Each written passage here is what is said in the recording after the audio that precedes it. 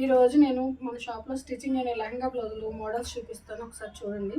ఇది చూడండి, yellow colour and pink colour కాంబినేషన్లో ఉన్నాయి.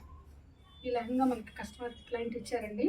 చూడండి, బాడీ లంగా స్టిచ్ చేసిన తర్వాత దీనికి మన దగ్గరే మిషన్ ఎంబ్రాయిడరీ అవైలబుల్ ఉందని చెప్పాను కదండి. చూడు, మిషన్ ఎంబ్రాయిడరీలో నేను ఒక స్కాలప్ బార్డర్ లాగా ఇచ్చేసి డిజైన్ రెడీ చేశాను.